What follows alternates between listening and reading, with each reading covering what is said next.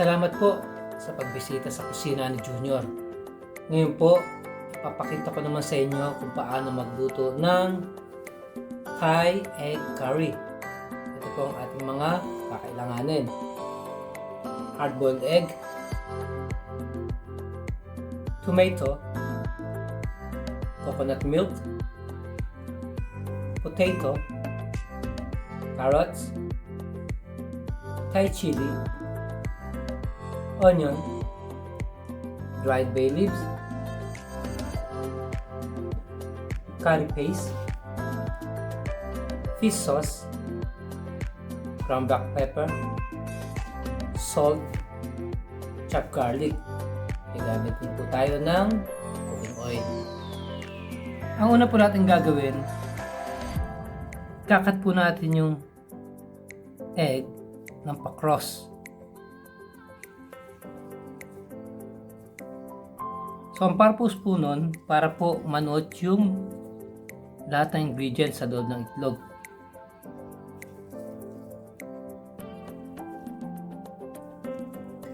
Pag natapos na natin yung ganitong process, mag-start na po tayo mag-gisa.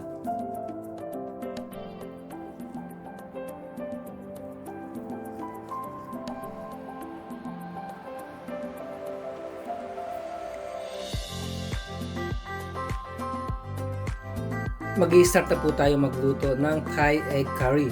Papainit na po ako ng pan. Siyempre, unahin natin yung mantika.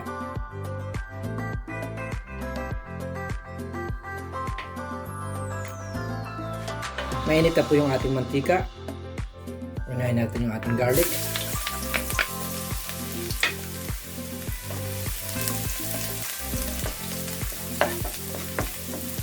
Hihintayin lang natin siya sandali na pumula.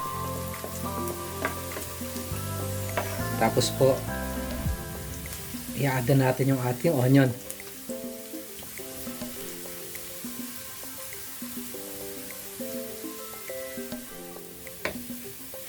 Okay na yung ating garlic.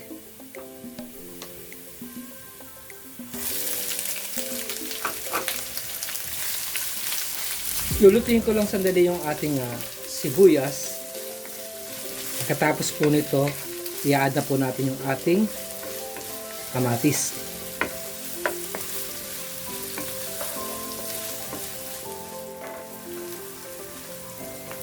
Kamatis naman.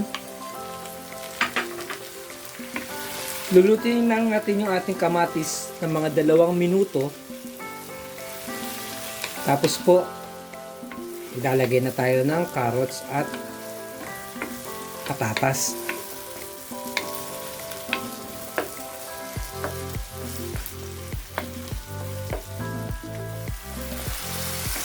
Okay na po yung ating kamatis. Lagay tayo ng carrots, potato, at i-add na rin natin yung ating Thai curry paste.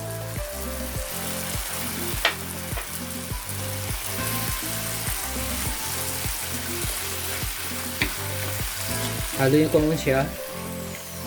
Tapos po, mag-add tayo ng coconut milk.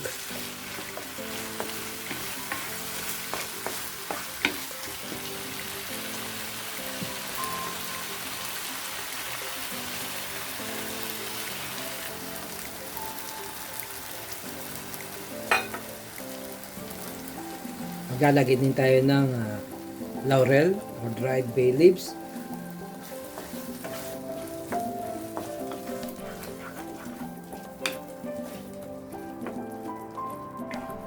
Tapos po, mag-add tayo ng konting tubig.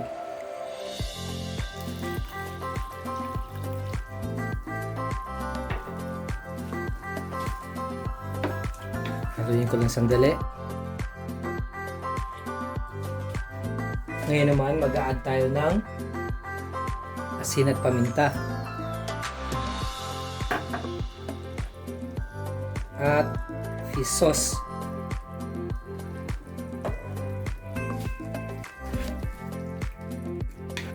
Lulutuin ko lang siya ng mga 7 minutes Hahayaan natin maluto, lumambot yung ating patatas at carrots. Tapos po, ilalagay na po natin yung ating hard-boiled egg.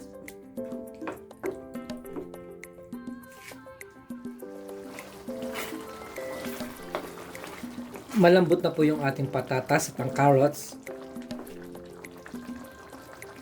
Lalagay na natin yung ating Thai chili. At yung itlog.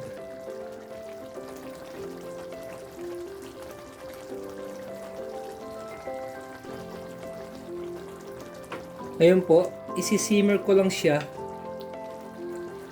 ng mga 5 to 7 minutes. Hahayaan po natin mag-penetrate lahat ng lasa sa loob ng itlog. Tapos po, pwede na po siyang serve.